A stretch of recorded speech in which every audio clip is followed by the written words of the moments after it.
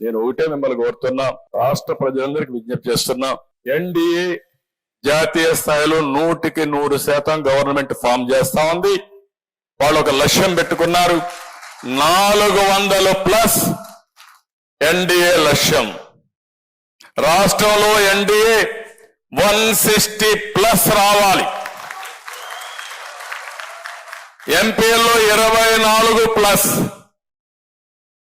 25 గెలిపించుకోగలిగితే చరిత్ర, నాకేం అనుమానం లేదు. కడప కూడా మనమే గెలవబోతున్నాం, నాకు అనుమానం లేదు. ఏ ముఖం పెట్టుకొని మీరు ఓటు అడుగుతారు?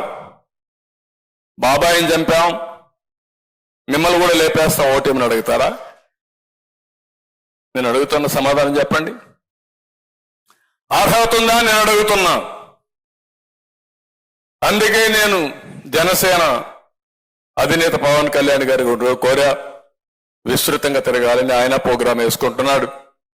నేను కూడా ఈ రోజు నుంచి 160 సీట్లు గెలవడానికి 160 మీటింగ్లు పెట్టుకుంటున్నా, 160 నియోజకవర్గాలు పర్యటిస్తున్నా. నా బాధ్యత నేను చేస్తాను, ప్రజల్లోకి వెళ్తాను. నేను చెప్పవలసిన విషయాలన్నీ చెప్పి ప్రజల్ని సమాయత్తం చేస్తాం. అదే సమయంలో మిమ్మల్ని కూడా కోరుతున్నాం, ఈ రోజు నుంచి మీ అందరికీ ఒక టైం టేబుల్ పెట్టుకున్నాం.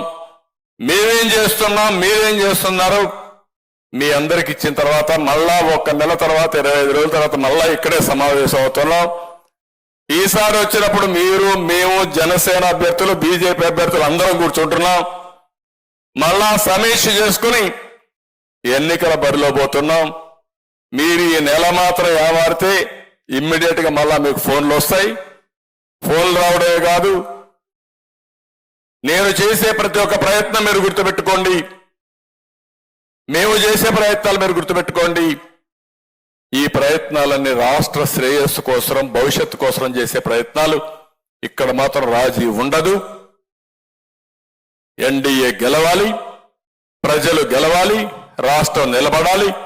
దీనికోసం మనం ముందుకు పోవాల్సిన అవసరం ఉంది. ఇది అందరూ గుర్తుపెట్టుకొని, ఇంకొక పక్క కూడా కొంతమందికి సీట్లు రాని అభ్యర్థులు ఉన్నారు, అన్ని పార్టీల్లో ఉన్నారు. అందరినీ దృష్టిలో పెట్టుకుంటాం. అటు కేంద్రం ఉంది, ఇటు రాష్ట్రం ఉంది.